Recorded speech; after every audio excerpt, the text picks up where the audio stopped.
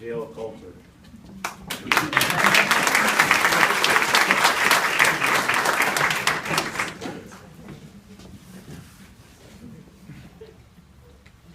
Hello. Three things will last forever: faith, hope, and love. And the greatest of these are love. 1 Corinthians chapter 13, verse 13. Good afternoon. I'm Jill Coulter, Pepper's lovely wife of 32 years. Together we have a fabulous daughter, Caitlin, who's 28 and lives in Boston. I used to say my life was a lot like Pollyanna. The struggles we faced were real, but part of normal life. We met while Pepper was in training and I was just out of college. It was a true romance. Pepper, the king of the Coronation Ball, the captain of the football team, after 3 weeks, asked me to marry him. This slightly awkward and a bit nerdy me. Red, building, one.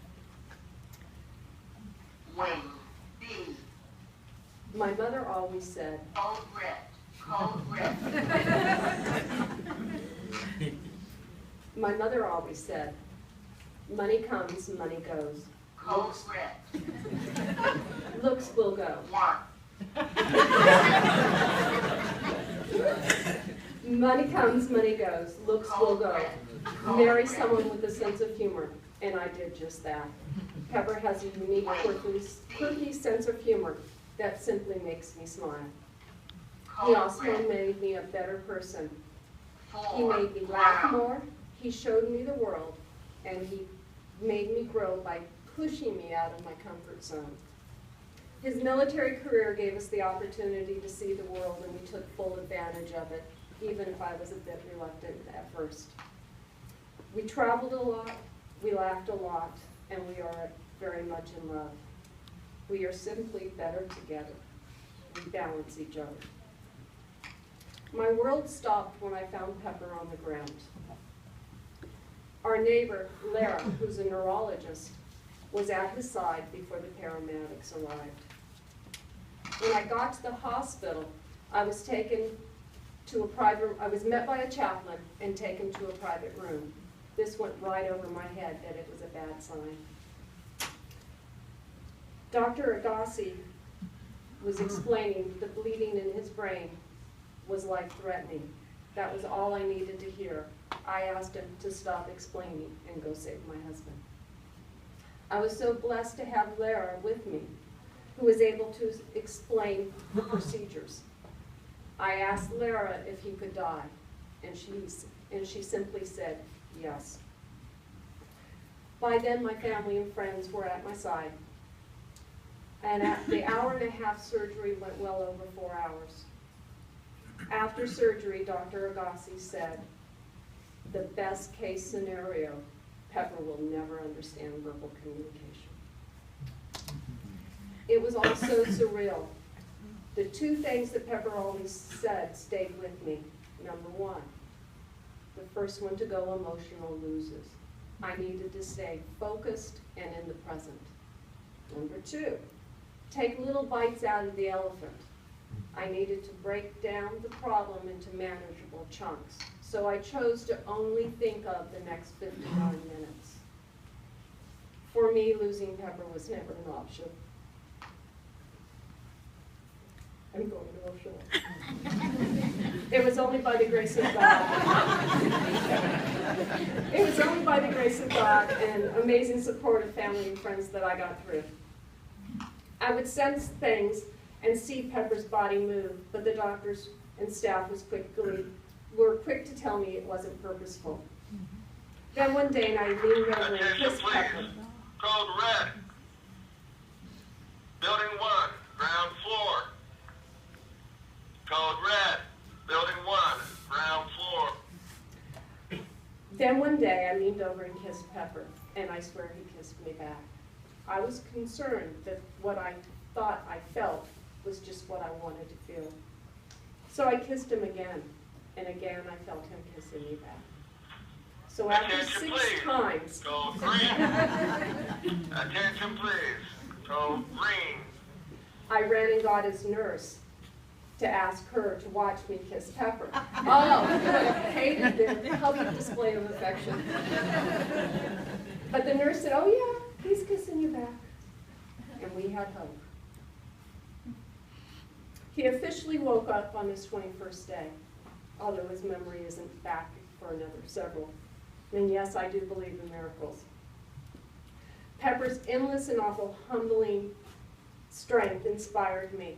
He would always watch the clock, ready for his therapies, willing to have extra sessions, which he often got. It was during this time that it was determined that Pepper had right side paralysis on his vocal cords, and he was surgically given a Botox injection. Yeah, my good old boy from Texas has had 2 Botox shots. His California wife has had none. That's just not right. After 9 weeks, we were home. That's when the games really began. Pepper with his skull exposed, 2 arms in a cast, feeding tube, severe double vision, and vertigo. Everything had changed. Just getting him upstairs was an event. The insurance companies at first refused us a wheelchair and tube feeding. It took me 63 phone calls, but we got what we needed. No, I don't give up. Since he couldn't swallow, I opted not to eat in front of him. It just seemed mean. It would take me up to 4 hours a day just to feed him. Communications were tough. At first, most of the words he used were Dr. Seuss words. Finding the balance between being his wife and his therapist was not easy. We did endless drills at home. I wanted to be his wife, but I knew the importance of encouraging his brain to rewire. It was a fine line, and I struggled between correcting and supporting him. Sometimes I just let things go. Our daughter Kate was able to get home for 3 weeks soon after Pepper was released. We had taken him down to MacDill Air Force Base to the gym. The respect he was shown there was so powerful. He felt like he belonged. It was tough on us both as I helped Pepper with everything. Oh, how he fussed at the way I shaved him or the order I got him dressed. We had always been the ones to help, and now it was us who needed help. I had to let everything go. I just couldn't do it all. A few weeks after we got home, I had a huge meltdown. No, it wasn't over what had happened or how our life had changed. It was when the hot water heater went out. How I've had to learn and relearn throughout this journey that I'm not in control of anything. We came to the VA simply to help, to find purpose and ease some of the frustration. We had hoped he could become a mentor. It was January 2012, 16 months post-injury. A friend of mine had said check to see if Pepper had VA privileges. Alan Alcantara, please call extension 4545. Alan Alcantara, Our goal please was call to get into extension the TBI clinic 4545. to help. The VA had set us up with countless referrals, including the TBI clinic. We both became volunteers, and we helped with the adapted sports program. It's been an extremely positive experience. We came to help, but it was actually us who had been helped. I always knew he'd make it. There were fears, but I knew God would never get us anything that we could not handle. Throughout the process, I saw the power of hope. As long as we had hope, we had the strength to keep going. You see, hope is the most powerful combatant to fear. The doctors warned me I might never get my Pepper back. Now I joke with those doctors, saying, hey, I was promised a new and improved Pepper. But for the most part, we got the old Pepper back. He still makes me smile. Yeah, there's been adjustments. I try to taper the quantity of words I use and make it more about quality. Too much, too quickly is simply lost.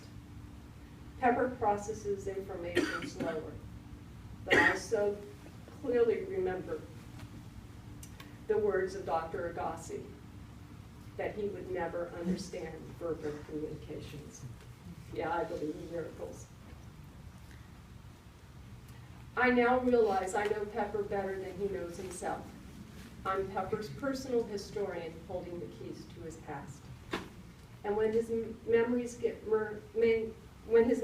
merge and get tangled, like all good wives, I'm there to set the record straight. So much of this journey has been about Pepper and Pepper's recovery. My purpose has been Pepper's recovery. I'm now slowly able to start finding some purpose in my life outside of Pepper and his recovery. I'm a bit overprotective. I still feel best close to Pepper. You see, he is my one. This forced early retirement has been a little tough on us both. Although a little lost at time, I firmly believe that the future holds great promise.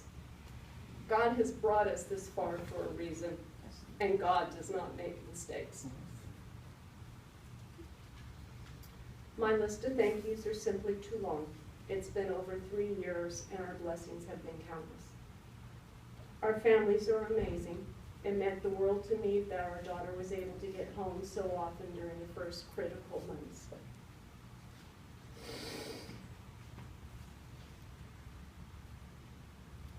Barbara, you held me up when I didn't have the strength. Thank you. Friends from childhood and beyond, here in Tampa and throughout the world, were with us every step of the way, flying in as far away as Australia to help. I also want to thank Pepper's extensive medical team, both here at the VA and at Tampa General Hospital. I am awed by the miracles God performed through you. But my greatest thanks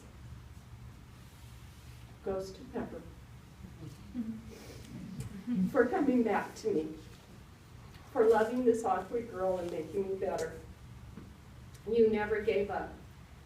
Through the pain, the confusion, and setbacks, you were always up for the fight. You defied the odds, babe. I'm the luckiest one in the world. I had a front row seat to this miracle. Thank you.